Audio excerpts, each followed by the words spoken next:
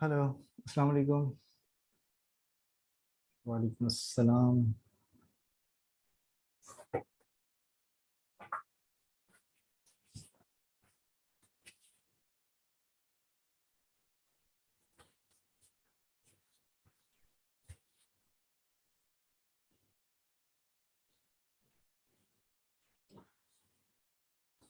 Okay.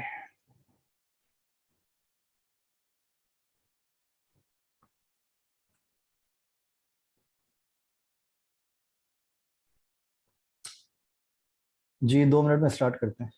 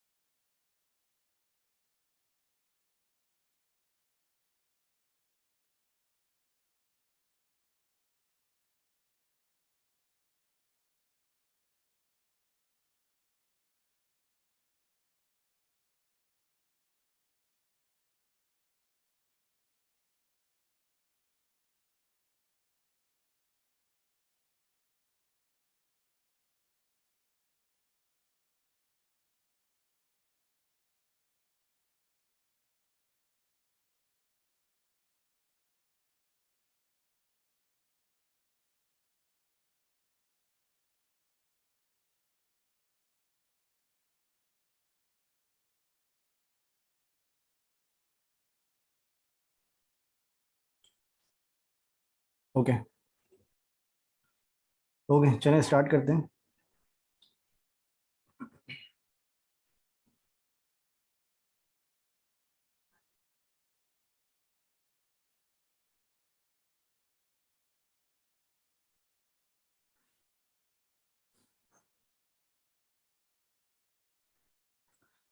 अच्छा, सबसे पहले तो मैं आप लोगों को वेलकम करता हूँ कि रिएक्ट जेएस का हमारा ये आज का पहला सेशन है।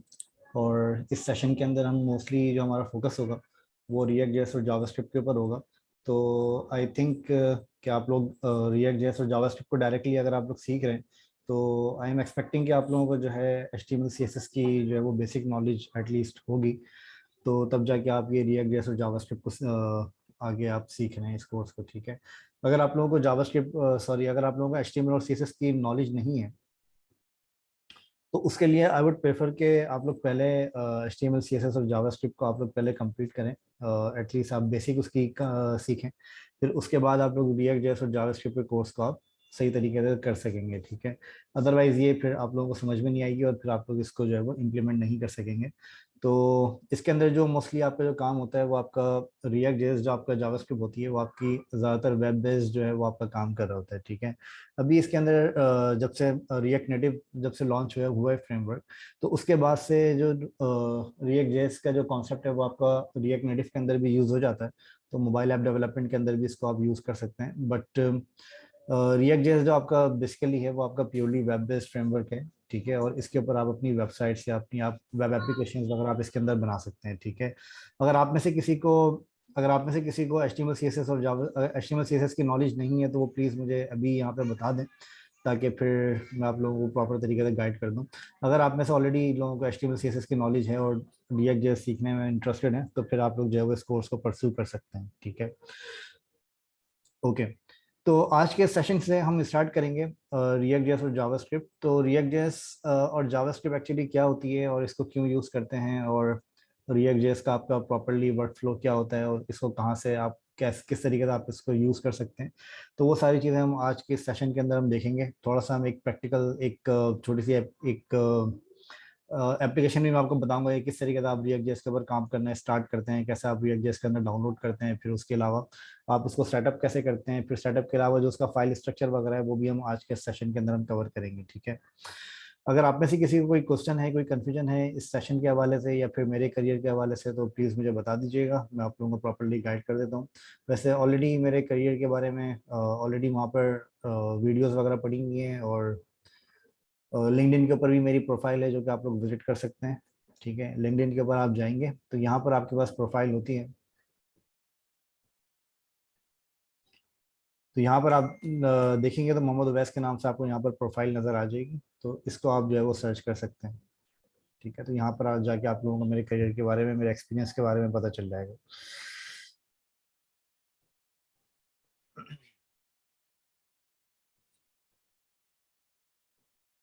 ओके जी, मैं क्या बता दूँ, ये समझ में नहीं आया मुझे। जी, मेहर अली शाह साहब क्या कह रहे हैं आप?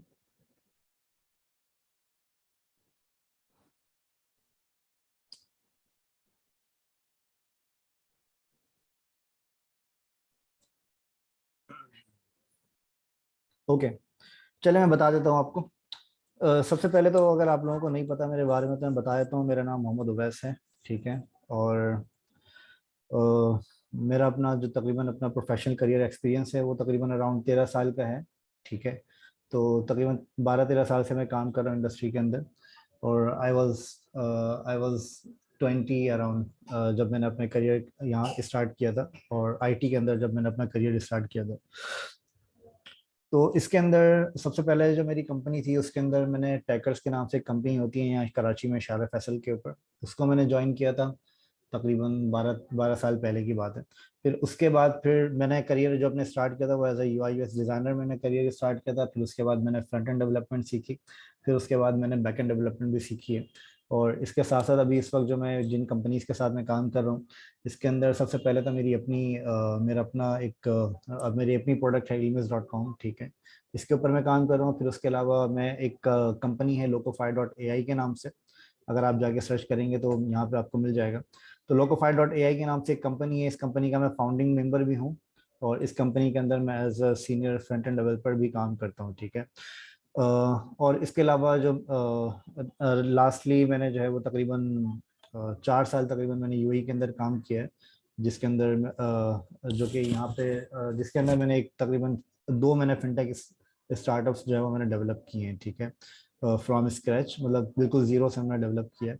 एक जिसमें से पाकिस्तान बेस्ड फिनटेक स्टार्टअप है जिसका नाम स्मार्ट चॉइस डॉट पीके है, ठीक है। स्मार्ट चॉइस डॉट पीके को बिल्कुल जीरो से हमने इसको डेवलप किया है। और इवन के जब हमने एक स्टार्ट किया था स्मार्ट चॉइस डॉट पीके, तो वहाँ पर सिर्फ 2 ही एम्प्लॉय थे, जिसमें से I was one of them. तो 2 ही एम्प्लॉय थे जो कि हम एक कमरे में बैठ के काम करते थे, बट आज इनकी सेल्स टीम तकरीबन अराउंड 30-35 बंदों की इनकी सेल्स टीम है, जो कि फिनटेक के अंदर डील करते हैं, ठीक है। इसी के साथ साथ यहाँ पर जो यूएई के अंदर मैंने स्टार्टअप स्टैब्लिश किया था वो था bankonas.com के नाम से। तो bankonas.com आपका ये यूएई का स्टार्टअप था और इसके अंदर हमने जो है वो ये पूरा फिनटेक स्टार्टअप हमने इसके अंदर भी बिल्कुल जीरो से हमने स्टार्ट किया था। और इसके अंदर तो हम स्टार्ट के अंदर जब हम यहाँ पर काम करते थे, तो मैं यूएई के अंदर जब मैं गया था तो 3 ही बंदे थे हम वहाँ पर, हम इसको काम हमने इसको पूरा बनाया है। और विद इन 6 मंथ्स ये कंपनी जो है वो आपकी अर्निंग मोड के ऊपर आ गई थी और अर्निंग स्टार्ट हो गई थी। और आज इस कंपनी के तकरीबन अराउंड 200+ सेल्स टीम के जो एम्प्लॉयज हैं वो तकरीबन 200+ हैं, ठीक है। और ये मेरा छोटा सा करियर का एक्सपीरियंस था। फिर इसके अलावा मैंने तकरीबन 7 साल तकरीबन मैंने सॉफ्टवेयर हाउसेस के अंदर काम किया। और सॉफ्टवेयर हाउसेस के अंदर भी मैंने ज़्यादातर जो काम किया मैंने इंटरनेशनली प्रोजेक्ट्स के ऊपर काम किया है पाकिस्तान में रहते हुए। क्योंकि पाकिस्तान के अंदर मैंने ऐसे सॉफ्टवेयर हाउसेस के अंदर काम किया जो कि मल्टीनेशनल क्लाइंट्स के अंदर के साथ डील करते थे। तो लोकली क्लाइंट्स के साथ मैंने बहुत कम काम किया, मतलब 1-2 क्लाइंट्स ऐसे हैं जिनके साथ मैंने लोकली काम किया है, जिसके अंदर एक आपका द कैम्ब्रिज शॉप के नाम से है, अगर आप इसके बारे में जानते हैं तो। द कैम्ब्रिज शॉप एक वेबसाइट है, इसके ऊपर मैंने लोकली काम किया था। फिर इसके अलावा एक है फिफ्थ एवेन्यू, ठीक है। ये यहाँ कराची में इसका फिफ्थ एवेन्यू का ब्रांड है, इसके ऊपर मैंने काम किया था, फिफ्थ एवेन्यू कलेक्शन, ठीक है। तो fiftheavenue.com.pk एक वेबसाइट है और ये कैम्ब्रिज, ये 2 ही लोकल ब्रांड है, बाकी इसके अलावा इंटरनेशनली मल्टीनेशनल काफ़ी सारे काम किए। तो ये मेरा थोड़ा सा करियर एक्सपीरियंस था। इसके हवाले से अगर आप में से किसी को कोई क्वेश्चन है, कुछ पूछना है तो प्लीज़ पूछ सकते हैं। अगर ये क्लियर है तो फिर हम आगे चलते हैं। ओके। अच्छा, लोकोफाई के नाम बारे में आपको थोड़ा सा बता देता हूँ। लोकोफाई जो है ये एक टेक प्रोडक्ट है। Tech product in a sense के इसके अंदर हम जो काम करते हैं वो ये है कि जो आपका यूज़र इंटरफेस और यूज़र एक्सपीरियंस डिज़ाइन होता है, मतलब जो आपका डिज़ाइन होता है फिग्मा के अंदर, तो फिग्मा के अंदर या एडोबी एक्सडी के अंदर, तो वो डिज़ाइन आप इनटू रिएक्ट जेएस कोड आप उसको एक्सपोर्ट कर सकते हैं, ठीक है। तो ये लोकोफाई की एक प्रोडक्ट है जो कि हमने बनाई है, जिसके अंदर आपके पास सिर्फ डिज़ाइन आपको प्रोवाइड करना होता है और डिज़ाइन के साथ साथ आप उसके पूरा कोड जो है वो आपको एक्सपोर्ट करके दे देता है। तो ये हम इस प्रोडक्ट के ऊपर हमने अभी इसके अंदर काम किया है। तो ये हमने ऑलरेडी तकरीबन 6 महीने पहले हमने इसको लॉन्च किया था। तो 6 महीने पहले हमारे जो इस वेबसाइट के यूजर्स थे वो अराउंड तकरीबन 200-300 समथिंग हमारे यूजर्स थे। बट इस वक्त इस वेबसाइट के जो हमारे यूजर्स हैं वो थाउजेंड्स ऑफ यूजर्स हैं जो कि हमारी इस प्रोडक्ट को यूज़ कर रहे हैं डेली बेसिस पे, ठीक है। तो ये हमारा एक सिंगापुर बेस्ड स्टार्टअप है जिसको हम यहाँ पर जिसका मैं एक फाउंडिंग मेंबर हूँ और जिसके ऊपर हम काम कर रहे हैं। अभी इसी वीक के अंदर हमने इसका एडोबी एक्सडी का सोल्यूशन हमने लॉन्च किया। तो एडोबी एक्सडी के अंदर भी हमने ये लॉन्च कर दिया कि जो आपका डिज़ाइन एडोबी एक्सडी में बना होता है तो उसको भी आप जो है वो अपने डिज़ाइन टू कोड के अंदर आप कन्वर्ट कर सकते हैं, ठीक है। तो इसके अंदर आपको कोई कोडिंग लिखनी नहीं पड़ती। अच्छा, इल्मिस को अभी मैं खुद ही मैं मैनेज कर रहा हूँ और इसके जो हमारी एक डेवलपमेंट टीम है वो इसको लीड कर रही है, ठीक है। तो इल्मिस के अभी एज सच बहुत ज़्यादा कोई इम्प्लॉयज़ नहीं है, बट ये कि एक टेक्निकल टीम है जो कि इसको मैनेज कर रही है, जो कि अराउंड तकरीबन 5 से 6 लोग हैं, 5 लोग हैं तकरीबन इसके अंदर। और इसकी जो मार्केटिंग वगैरह है वो खुद भी सारी चीज़ें मैं देख रहा होता हूँ और इसकी पूरी डेवलपमेंट है इल्मिस.com की, वो भी पूरी मैंने खुद ही करी है। तो ये क्योंकि मेरा अपना आइडिया था, मेरा अपना पैशन था इल्मिस.com का, तो ये है कि इसको मैंने अभी खुद ही मैं इसको लॉन्च किया है और इसके अंदर अभी हमारी कुछ मार्केटिंग कैंपेन्स वगैरह हमारी चल रही हैं इसकी। और कुछ आगे इसके और भी काफ़ी सारे कोर्सेज हैं जो कि आपके थर्ड पार्टी जो है वो आपके जो ilmiz.com के अपने ऑफिशियल जो ट्यूटर्स होंगे वो आपके दे रहे होंगे, ठीक है। तो अभी इसका ilmiz.com का जो है वो हमारा ऑफिशियली ये इसका हमारा फर्स्ट बैच के हमारी ये रूलिंग चल रही है, जो कि हमारा जो फर्स्ट बैच है वो हमारा कंप्लीट हुआ था, फिर सेकंड बैच कंप्लीट हुआ, फिर अभी उसका थर्ड बैच है, ठीक है, जो कि हमारा UI UX फ्रंट एंड और बैक एंड का हमारा चल रहा है। अभी इसके अंदर आगे कुछ और भी कोर्सेज हम इंट्रोड्यूस करने जा रहे हैं ilmiz.com के अंदर, जिसके अंदर मोबाइल ऐप डेवलपमेंट भी है, फिर उसके अलावा आपकी एकेडमिक्स क्वालिफिकेशन के हवाले से भी है, और भी इसके अलावा काफ़ी सारे सर्च इंजन ऑप्टिमाइजेशन है, डिजिटल मार्केटिंग है। तो इस तरह के काफ़ी सारे कोर्सेज जो हैं वो हम ilmiz.com के ऊपर आने वाले कुछ दिनों में हम लॉन्च करने जा रहे हैं, ठीक है। तो वो भी आप ilmiz.com को एक्चुअली जो मकसद है वो ये है कि आपकी पर्सनलाइज्ड वे के अंदर आपको एक ऐसी कम्युनिटी प्रोवाइड करना जहाँ पे आप अपनी लर्निंग्स कर सकें और अफोर्डेबल लर्निंग्स कर सकें, और इसके अंदर ऐसा नहीं हो कि आपको कोई चीज़ अगर आपको सीखनी है तो उसके लिए आपको लाखों रुपए खर्च करने पड़ रहे हैं तब जाके आप वो चीज़ सीख रहे हैं, ठीक है। जबकि वो सारी चीज़ें आपके पास ऐसे अवेलेबल होती हैं जो कि आप, क्योंकि काफ़ी सारे ऐसे लोग हैं जो कि अपनी नॉलेज आगे शेयर करना चाहते हैं, जैसे कि मेरी तरह के काफ़ी सारे ऐसे लोग हैं जो अपनी नॉलेज आगे शेयर करना चाह रहे हैं, उनको पैसों से मतलब नहीं होता क्योंकि वो ऑलरेडी अच्छी अर्निंग कर रहे होते हैं, ठीक है। जैसे मैं हूँ तो मेरे लिए ये पैसे मतलब नहीं करता, ये पैसे इतना मीनिंगफुल नहीं होता मेरे लिए, क्योंकि ये 699 रुपये मेरे लिए कोई इतना मैटर नहीं करता है, क्योंकि ऑलरेडी मेरी अर्निंग जो है वो साइड से चल रही होती है। तो मेरा जो अभी मेन रीज़न है वो ये है कि मैं आगे ऐसा प्लेटफॉर्म आगे डेवलप कर सकूं जो कि आपकी एक कम्युनिटी डेवलप करने में और आपके करियर के अंदर आपको हेल्प करे, ठीक है। तो इल्मिस एक्चुअली एक आपका एजुकेशनल लेवल के ऊपर करियर डेवलपमेंट प्लेटफॉर्म है, एक कम्युनिटी डेवलपमेंट प्लेटफॉर्म है जिसको आप यूज़ कर सकते हैं अपनी नॉलेज नॉलेज शेयर करने के लिए और नॉलेज हासिल करने के लिए भी, ठीक है। एनीवेज, ओके, तो ये आई थिंक इनफ है। तो इसके अलावा अगर आप में से किसी का कोई क्वेश्चन है, कोई कंफ्यूजन है तो प्लीज पूछ सकते हैं।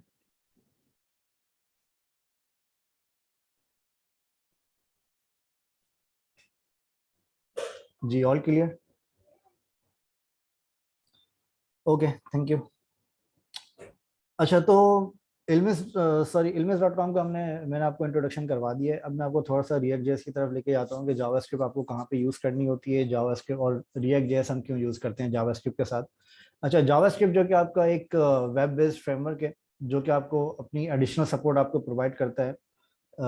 जैसे कि अगर आपको फॉर एग्जांपल अपने जो इंटरेक्टिव पेजेस आपको बनाने होते हैं, इंटरेक्टिव पेजेस का मतलब ये है कि अगर आपको कोई क्लिक के ऊपर कोई ऐसा एक्शन करवाना है जो कि आपके ब्राउजर लेवल के ऊपर होता है, और जैसे कि आपको फॉर एग्जांपल एक क्लिक के ऊपर आपको कोई पॉपअप खुलवाना है, या फिर कोई भी आपको क्लिक इवेंट्स आपको एक्चुअली वो प्रोवाइड करता है। फिर क्लिक इवेंट्स के थ्रू फिर उसके अलावा आपके पास और भी काफ़ी सारे ऐसे फीचर्स हैं जो कि आपको जावास्क्रिप्ट प्रोवाइड करता है वेब बेस्ड, ठीक है। जैसे कि आपको लूपिंग की फंक्शनलिटी प्रोवाइड करता है, फिर इसके अलावा ऑब्जेक्ट ओरिएंटेड जावास्क्रिप्ट भी आपके पास इसके अंदर होती है। फिर उसके अलावा आपके पास अगर कोई कॉलेप्सिबल मेन्यूज वगैरह आपको बनाने हैं तो उसके अंदर आपको काफ़ी सारी ऐसी चीज़ें हैं जो कि आप जावास्क्रिप्ट को यूज़ करते हुए आप कर सकते हैं, ठीक है, जो कि आपकी नॉर्मल HTML CSS के अंदर जो है वो पॉसिबल नहीं होती हैं, जो कि आपकी जावास्क्रिप्ट के अंदर पॉसिबिलिटीज होती हैं, ठीक है। तो इसके अंदर जावास्क्रिप्ट आपको और मजीद इंटरेक्टिव चीज़ें एलिमेंट जो है वो प्रोवाइड करता है आपके वेब पेज को अट्रैक्टिव बनाने के लिए। अच्छा, इसके अलावा अब जावास्क्रिप्ट के साथ साथ हम रिएक्ट जेएस हम क्यों यूज़ करते हैं।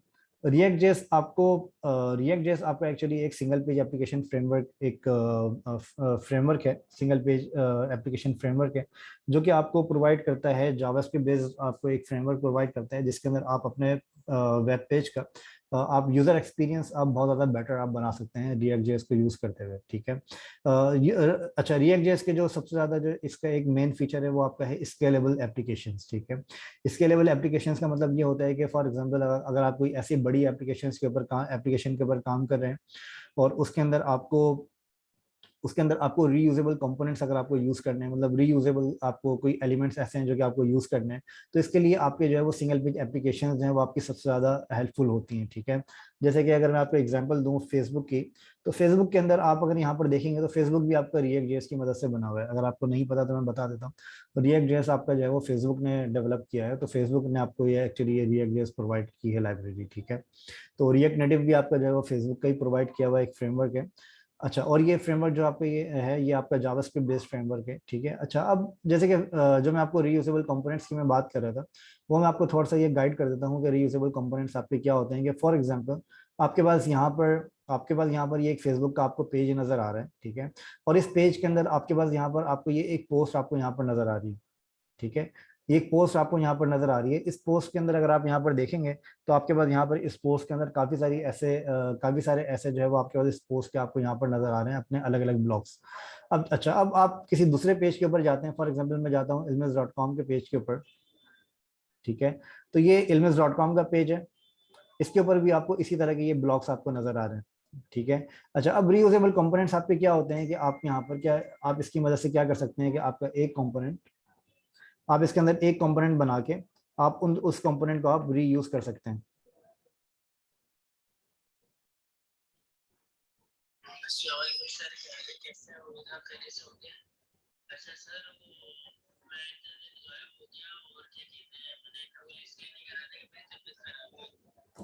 ओके, तो आप इसके अंदर क्या कर सकते हैं, आप इसके अंदर रीयूजेबल कंपोनेंट्स आप इसके अंदर बना सकते हैं। फिर इसके अलावा जो इसके लाइफ साइकिल मेथड्स होते हैं वो आप पे काफ़ी ज़्यादा हेल्पफुल होते हैं, जो कि आपको बहुत आसान तरीके से आपकी जो जावास्क्रिप्ट बेस्ड जो आपकी एप्लीकेशंस होती हैं बहुत आसान तरीके से आपकी जो है वो कंपोनेंट्स को रेंडर प्रोसेस बहुत आसान तरीके से कर देते हैं, ठीक है। फिर इसके अलावा जो आपका वेब पेज का जो आपका लोडिंग टाइम है वो आपका बहुत ज़्यादा इसके अंदर जो है वो रिड्यूस हो जाता है, क्योंकि ये आपका, अगर आप फेसबुक यूज़ करें तो फेसबुक का जो यूज़र एक्सपीरियंस है वो यूज़र एक्सपीरियंस काफ़ी ज़्यादा इसका एक बेटर यूज़र एक्सपीरियंस है, जो कि आपको नॉर्मली सर्वर बेस्ड एप्लीकेशन के अंदर नहीं मिलता, ठीक है। जैसे कि फॉर एग्जांपल मैं यहाँ पर इसको पेज रिफ्रेश करता हूँ तो इसके अंदर में जितना ज़्यादा मैं नीचे जाता जाता हूँ तो इसके अंदर आपके पास और ज़्यादा आपके पास लोड आपको पोस्ट लोड होती रहती हैं, ठीक है। फिर इसके अलावा आप अगर किसी और पेजेस के ऊपर अगर आप यहाँ पर विजिट करते हैं तो वो पेजेस भी आप यहाँ पर बहुत आसान तरीके से आप इसके अंदर काम कर सकते हैं, ठीक है। लेकिन अगर आप इसके अंदर ये काम आपका जेक्यूरी के थ्रू भी हो सकता है, लेकिन जेक्यूरी के अंदर काफ़ी सारी ऐसी चीज़ें हैं जो कि आपको चैलेंजेस उसके अंदर आते हैं, ठीक है। अगर आपको जेक्यूरीज के अंदर जेक्यूरीज के बारे में अगर आपको पता है तो जेक्यूरी के अंदर जो चैलेंजेस आते हैं उसका जो है वो आपको आइडिया होगा। लेकिन अगर आपको जेक्यूरी पे काम नहीं किया तो आई थिंक अब जेक्यूरी जो है वो आपका एक बैकवर्ड के ऊपर चली गई है, क्योंकि जावास्क्रिप्ट बेस्ड आपका जो रिएक्ट जेएस है वो आपका बहुत ज़्यादा इन हो गया है, ठीक है। तो अब आपको इसके अंदर आपको कोई भी चीज़ करने की जरूरत नहीं होती है, सिंपल आपको जावास्क्रिप्ट बेस्ड आपका एक कोड होता है जो कि आपको जावास्क्रिप्ट की कोड लैंग्वेज जो है वो आपको इसके अंदर सपोर्ट करता है। फिर इसके अलावा जावास्क्रिप्ट बेस्ड जो आपकी एप्लीकेशंस होती हैं उसके अंदर पहले सर्वर साइड लेवल के ऊपर आपकी प्रोग्रामिंग जो है वो अलाउ नहीं करता था जावास्क्रिप्ट, ठीक है। लेकिन अब जावास्क्रिप्ट जो है वो आपका नोड जेएस जब से आपका लॉन्च हुआ है तो नोड जेएस के बाद अब आपका जावास्क्रिप्ट के अंदर आपकी सर्वर साइड प्रोग्रामिंग लैंग्वेज भी इसके अंदर पॉसिबल हो गई है, ठीक है। तो अब आप इसके अंदर अपने डेटाबेसेस वगैरह को भी मैनेज कर सकते हैं, आप इसके अंदर बैकएंड डेवलपमेंट भी कर सकते हैं नोड जेएस को यूज करते हुए, ठीक है। तो जावास्क्रिप्ट के अंदर और भी काफी ज्यादा पॉसिबिलिटीज हैं जो कि पिछले कुछ सालों के अंदर बहुत ज्यादा मार्केट के अंदर ट्रेडिशन हुआ है, ठीक है। अच्छा, तो इसके अंदर रिएक्ट जेएस आपका जो है वो सिंगल पेज एप्लीकेशन की जब मैं बात करता हूँ तो सिंगल पेज एप्लीकेशन के अंदर आपके पास दो तीन ऐसे फ्रेमवर्क्स हैं जो कि बहुत ज़्यादा पॉपुलर है, जिसके अंदर एक आपका रिएक्ट जेएस सबसे ज़्यादा पॉपुलर जो है वो आपका रिएक्ट जेएस है। फिर इसके बाद आपका आता है एंगुलर जेएस और व्यू जेएस, ठीक है। तो ये दो फ्रेमवर्क्स आपके एक्स्ट्रा फ्रेमवर्क्स हैं जिसकी मार्केट के अंदर बहुत ज़्यादा डिमांड है, लेकिन रिएक्ट जेएस के कंपेयर करें तो आप तो रिएक्ट जेएस की डिमांड उससे कहीं ज़्यादा है, ठीक है। तो रिएक्ट जेएस आपका जो है वो इसका मार्केट स्कोप बहुत ज़्यादा है एप्लीकेशन लेवल के ऊपर, और इसकी जो कम्युनिटी है वो कम्युनिटी इसकी बहुत ज़्यादा स्ट्रांग है। तो ये है कि आप रिएक्ट जेएस का बहुत आसान तरीके से सीख सकते हैं, और इसको आप जो है वो बहुत जो भी आपको इसके अंदर कोई प्रॉब्लम्स में आप इसके अंदर स्ट्रक होते हैं तो आपको उसके सोल्यूशन भी बहुत आसान ईजिली आपको मिल जाते हैं, ठीक है। और इसकी जो ब्राउजर लेवल सपोर्ट है वो ब्राउजर लेवल सपोर्ट भी आपको इसके अंदर मिल जाती है। अच्छा, रिएक्ट जेएस को जब आप यूज करते हैं तो इसके अंदर आपको कुछ चैलेंजेस आते हैं। एक सबसे बड़ा चैलेंज रिएक्ट जेएस के अंदर जो आता है, जो आपकी वेब एप्लीकेशंस के अंदर जो आपको चैलेंज आता है, वो एक सबसे बड़ा चैलेंज रिएक्ट जेएस के अंदर आपका ये होता है कि जब आप रिएक्ट जेएस को सीखते हैं तो ये आपका रिएक्ट जेएस, सबसे पहले आप ये बात याद रखेंगे, रिएक्ट जेएस आपका एसईओ फ्रेंडली फ्रेमवर्क नहीं है, ठीक है। तो रिएक्ट जेएस को, अगर आप एसईओ के बारे में अगर आपको नहीं पता तो एसईओ आपका सर्च इंजन ऑप्टिमाइजेशन होती है, जो कि आपका गूगल, बिंग और दूसरे जो आपके सर्च इंजन होते हैं वो आपके कोड को जो है वो रीड करते हैं, ठीक है। लेकिन रिएक्ट जेएस का सबसे बड़ा ड्रॉबैक जो है वो आपका ये होता है कि रिएक्ट जेएस आपका सर्च इंजन फ्रेंडली आपका फ्रेमवर्क नहीं है। तो इसको सर्च इंजन फ्रेंडली फ्रेमवर्क बनाने के लिए हम इसके टॉप ऑफ यूज करते हैं नेक्स्ट जेएस, ठीक है। तो अगर आपने नेक्स्ट जेएस के बारे में आपको नहीं सुना है तो नेक्स्ट जेएस का जो मेन बेनिफिट है वो आपका यही है कि आपका रिएक्ट जेएस का जो कोड है वो आपका प्री रेंडर कर रहा होता है, ठीक है। अच्छा, प्री रेंडर क्या होता है ये मैं आपको बता देता हूँ कि फॉर एग्जाम्पल हम यहाँ पर क्या करते हैं, हम यहाँ पर अगर कोई रिएक्ट जेएस की अगर हम कोई एप्लीकेशन को अगर हम यहाँ पर देखें, मैं अभी आपको यहाँ पर क्या करता हूँ, एक रिएक्ट जेएस की एप्लीकेशन में यहाँ पर इंस्टॉल करके मैं आपको दिखा देता हूँ सिंपल, ठीक है। रिएक्ट जेएस की सिंपल एप्लीकेशन मैं यहाँ पर आपको इंस्टॉल करके दिखाता हूँ, जिसके अंदर मैं यहाँ पर एक सिंपल एक एप्लीकेशन रिएक्ट जेएस की इंस्टॉल करूंगा। और इंस्टॉल करने के बाद, अच्छा मैं आपको इसका इंस्टॉलेशन का प्रोसेस मैं आपको बताता हूँ थोड़ी देर में, लेकिन मैं आपको अभी इसका सच जो मैं आपको बता रहा हूँ वो ये है कि रिएक्ट जेएस आपका search engine optimisation friendly framework क्यों नहीं है, इसके बारे में आपको बता रहा हूँ। ठीक है, मैं यहाँ पर अपने पास सबसे पहले क्या करता हूँ, मैं यहाँ पर अपने पास एक नया फोल्डर में यहाँ पर क्रिएट कर लेता हूँ।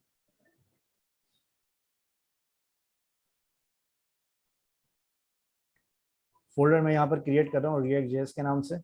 ठीक है, इस फोल्डर को मैंने यहाँ पर इंपोर्ट कर लिया अपने पास, और इसके अंदर मैं यहाँ पर अपने पास एक एप्लीकेशन को यहाँ पर क्रिएट कर लेता हूँ। ये मैं आपको बताता हूँ कि ये एप्लीकेशन के अंदर किस तरह से हम क्रिएट करते हैं, ये डिटेल के अंदर मैं आपको बताता हूँ। लेकिन इसको सबसे पहले मैं आपको ये बता दूँ कि आपका रिएक्ट जेएस और नेक्स्ट जेएस के अंदर क्या डिफरेंस होता है, और हम नेक्स्ट जेएस को हम क्यों यूज़ करते हैं, और इन दोनों के अंदर क्या डिफरेंस होता है। ठीक है, अच्छा तो ये जब तक मेरा यहाँ पर कंप्लीट हो रहा है, तो नेक्स्ट जेएस आपका एक्चुअली क्या करता है, नेक्स्ट जेएस आपका जो है वो प्री रेंडर आपका कोड को जो है वो कर रहा होता है। रिएक्ट जेएस आपका क्या करता है, जब आप रिएक्ट जेएस की एप्लीकेशन को जब आप रेंडर करते हैं अपने पास, जब आप रिएक्ट जेएस की एप्लीकेशन को लोड करते हैं अपने पास, तो इसके अंदर ये आपका क्या करता है कि जो आपका पूरा कोड एक सिंगल फाइल के अंदर कंपाइल करता है, और वो सिंगल फाइल आपकी जावास्क्रिप्ट बेस्ड जो आपकी सिंगल फाइल होती है वो आपकी वहां पर लोड करता है, और जावास्क्रिप्ट आपकी जो आपका पूरा कंटेंट है, जो आपका पूरा यूजर इंटरफेस है, वो आपका एक सेपरेट फाइल से जो है वो लोड हो रहा होता है। ठीक है, जिसकी वजह से ये होता है कि आपका जो पेज पर कोड होता है, फॉर एग्जांपल अगर मैं यहाँ पर देखूं, अगर मैं यहाँ पर जाता हूँ ilmiz.com के ऊपर,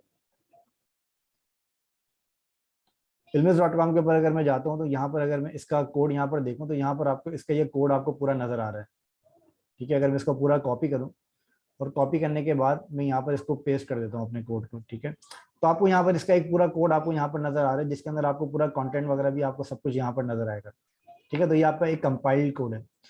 अच्छा, रिएक्ट जेएस की एप्लीकेशन के अंदर क्या होता है, रिएक्ट जेएस की एप्लीकेशन आपका ये वाला जो कोड आपका होता है, इस कोड को डेवलप इस कोड को जो है वो आपके पेज के ऊपर लोड नहीं करता। ठीक है, क्योंकि जो आपके search engine optimisation, search engine जो आपके प्लेटफॉर्म्स होते हैं, वो आपके कोड को रीड करते हैं, ना कि वो आपके यूजर इंटरफेस को रीड करते हैं। ठीक है, वो आपके क्या करते हैं, वो आपका जो आपका एचटीएमएल कोड जो आपका रेंडर हो रहा होता है, वो उसको रीड कर रहे होते हैं, जिसकी बेस के ऊपर वो आपकी पूरी रैंकिंग उसकी कर रहे होते हैं। ठीक है, अब फॉर एग्जाम्पल आपने कोई ऐसे पेजेस बनाया जिसके अंदर आपने यहाँ पर टाइटल लिखा है, H1 का टैग आपने लगाया है, H2 का टैग आपने लगाया, और सारे आपने पूरा कंटेंट आपने लिखा है, लेकिन अगर वो कंटेंट आपके पेज के ऊपर एज अ कोड आपका रेंडर नहीं हो रहा होता है, तो फिर उसके अंदर क्या होता है कि फिर वो आपके बॉट्स, जो गूगल बॉट्स वगैरह होते हैं, वो आपके कोड को जो है वो रीड नहीं कर पाते, जिसकी वजह से आपका जो रिएक्ट जेएस का जो फ्रेमवर्क है, वो आपका सर्च इंजन फ्रेंडली फ्रेमवर्क वो नहीं बन पाता। ठीक है, तो इसको करने के लिए हम क्या करते हैं, इस प्रॉब्लम को अवॉइड करने के लिए हम रिएक्ट जेएस के साथ हम नेक्स्ट जेएस का फ्रेमवर्क हम इसके साथ अटैच करते हैं। ठीक है, तो नेक्स्ट जेएस को इसका यूज करने का तरीका, इसका रीजन ये होता है कि जब आप इसको नेक्स्ट जेएस को यूज करते हैं, तो नेक्स्ट जेएस आपका क्या करता है कि वो आपका जावास्क्रिप्ट का पूरा कोड आपका जो है वो प्री रेंडर करके आपके कोड के अंदर जो है वो पुश कर रहा होता है, मतलब आपके कोड के अंदर राइट कर रहा होता है। तो जिसकी वजह से जो आपका फ्रेमवर्क है, जो आपका वेब पेज है, वो आपका सर्च इंजन फ्रेंडली बनता है। ठीक है, तो रिएक्ट जेएस के अंदर एक ये आपका ड्रॉबैक है, जो जिसकी वजह से हम नेक्स्ट जेएस यूज करते हैं। और नेक्स्ट जेएस की तरह आपका गेट्सबी भी एक फ्रेमवर्क है, जिसको हम वहाँ पर यूज करते हैं नेक्स्ट जेएस का। या तो आप नेक्स्ट जेएस यूज कर लें, या फिर आप गेट्सबी यूज कर लें, तो ये आपका सबसे बड़ा मेन फ्रेमवर्क होता है। जी, तो नेक्स्ट जेएस जो आपका होता है वो आपका रिएक्ट जेएस बेस्ड फ्रेमवर्क है। तो नेक्स्ट जेएस के अंदर आप, ऐसा नहीं है कि नेक्स्ट जेएस के अंदर, अच्छा मैं आपको थोड़ा सा डिफरेंस बता देता हूँ नेक्स्ट जेएस और रिएक्ट जेएस का।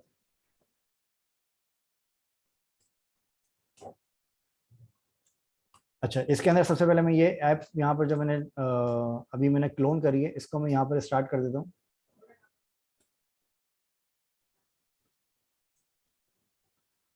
ठीक है, ये हमने एक डिफॉल्ट रिएक्ट जेएस की एप्लीकेशन हमने यहाँ पर इसको क्लोन कर लिया, तो आप यहाँ पर देखेंगे कि हमें यहाँ पर डिफॉल्ट रिएक्ट जेएस की एप्लीकेशन यहाँ पर हमें नजर आ रही है। ठीक है, लेकिन अगर आप इसका कोड देखेंगे, अगर आप इसका ये कोड देखेंगे जो कि मुझे यहाँ पर नजर आ रहा है, तो इस कोड के अंदर आपको ये वाला कोड आपको नहीं नजर आएगा, जो कि आपका फॉर एग्जाम्पल यहाँ पर आपके वेब पेज के ऊपर ये टेक्स्ट लिखा हुआ है, तो ये टेक्स्ट आपको यहाँ पर नहीं नजर आएगा। ठीक है, अगर आप यहाँ पर देखेंगे तो ये टेक्स्ट आपको यहाँ पर नहीं नजर आएगा।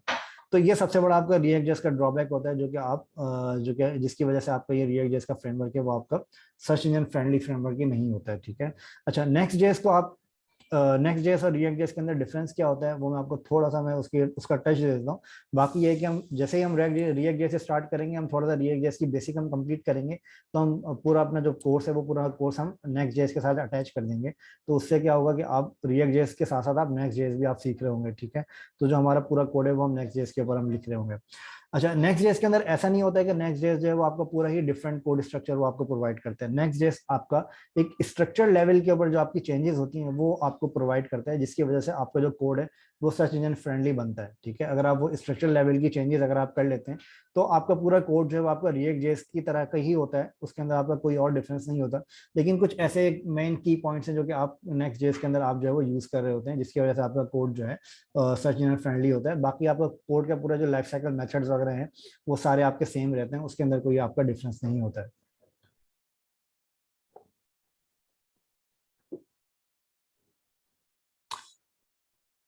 जी, कोई क्वेश्चन आप में से किसी को इसके अंदर कोई क्वेश्चन है तो प्लीज पूछ सकते हैं।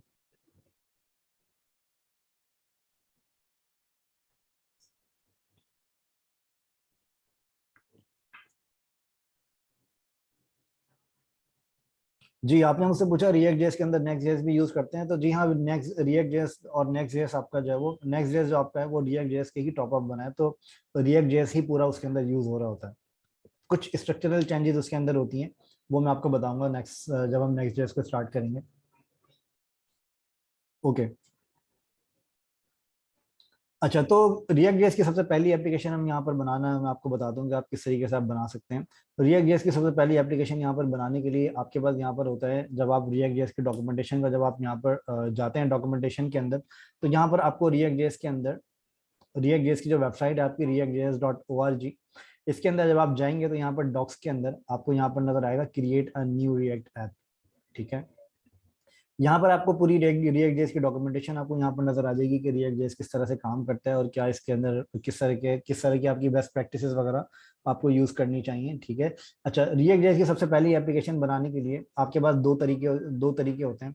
एक तो तरीका ये होता है कि आप रिएक्ट जेएस को किसी भी वेबसाइट के ऊपर आप एम्बेड कर सकते हैं, ठीक है। एक ही आपका स्टैंड अलोन, यहाँ पर हम इसको कहते हैं कि स्टैंड अलोन तरीके से आप यहाँ पर रिएक्ट जेएस को किसी भी वेब पेज के ऊपर आप इसको ऐड कर सकते हैं, ठीक है। अच्छा, एक जो इसका ऑफिशियल मेथड है वो आपका ये है कि create a new react app के नाम से यहाँ पर एक आपका लिंक यहाँ पर आपको नजर आएगा।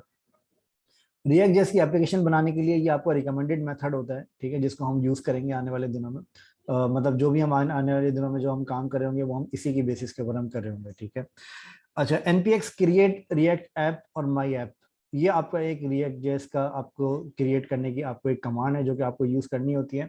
अच्छा, ये कमांड अगर आपको रन करनी है तो इसके लिए आपको यहाँ पर क्या कर चाहिए, इसके लिए आपको यहाँ पर सबसे पहले आपको एक टर्मिनल चाहिए, आपको कोड एडिटर चाहिए, ठीक है। अच्छा, टर्मिनल की जब मैं बात करता हूँ तो टर्मिनल के अंदर आपको कुछ टर्मिनल यहाँ पर आपके पास होते हैं।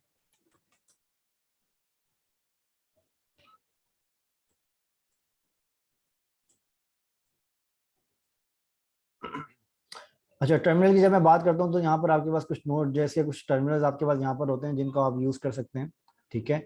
अच्छा, इन टर्मिनल्स के अंदर आप क्या करते हैं, इन टर्मिनल्स के अंदर आप सारी वो नोट जैसे आप सारी कमांड्स लिखते हैं जो कि आपको यहाँ पर हेल्प करती हैं। आपको कोई भी आपको प्रोग्राम आपको रन करना होता है, कोई भी आपको एप्लीकेशन वगैरह आपको यहाँ पर कोई भी आपको इस तरह की कमांड्स आपको रन करनी होती है, तो वो आप अपने टर्मिनल के अंदर आप उनको रन कर सकते हैं, ठीक है।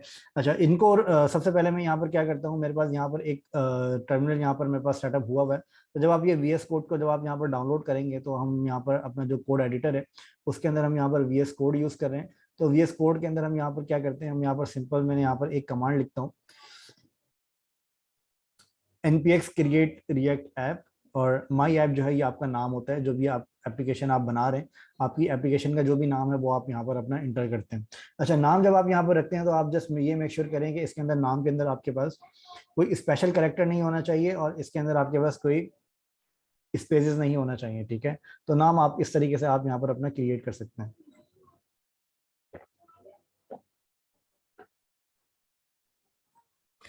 अच्छा, तो जब आप ये नाम के साथ अपनी एप्लीकेशन जब आप क्रिएट कर देते हैं, तो जैसे कि मैंने यहाँ पर टर्मिनल के अंदर मैंने यहाँ पर ये एप्लीकेशन अपनी यहाँ पर क्रिएट करी है, ठीक है।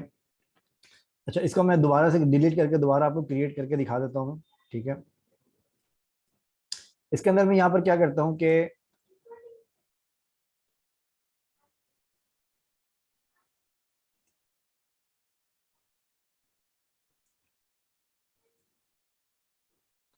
अच्छा, इसके अंदर मैं यहाँ पर क्या करता हूँ कि मैं यहाँ पर अपना फोल्डर जो है वो यहाँ पर मैं दोबारा ओपन कर लेता हूँ, क्योंकि वो प्रोजेक्ट मैंने डिलीट कर दिया है। तो रिएक्ट जेएस का फोल्डर मैंने यहाँ पर दोबारा ओपन कर लिया है। अच्छा, अब इसके अंदर यहाँ पर मुझे एक नई ऐप मुझे बनानी है, तो इस ऐप को बनाने के लिए मैं यहाँ पर कमांड रन करूंगा npx।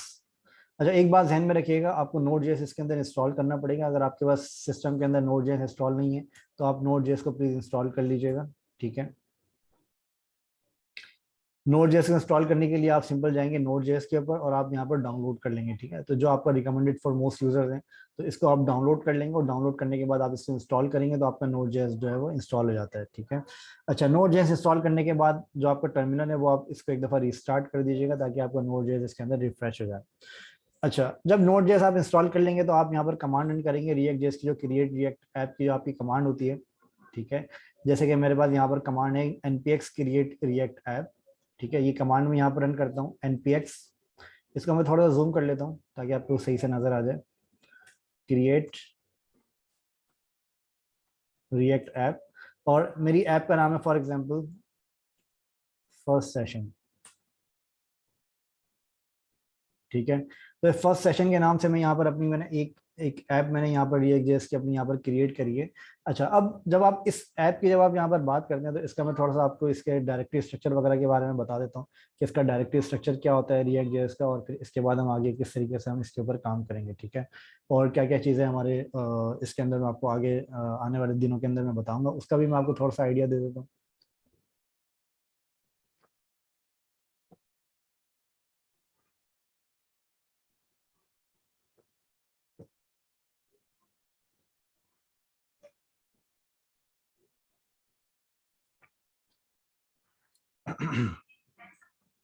अच्छा, तो नोड जेएस के अंदर आपके पास क्या होता है कि जब आप यहाँ पर कोई भी नोड जेएस की एप्लीकेशन के ऊपर जब आप काम करते हैं तो इसके अंदर आपके पास सबसे इंपॉर्टेंट एक फाइल होती है जिसको आप कहते हैं पैकेज डॉट जेसन, ठीक है।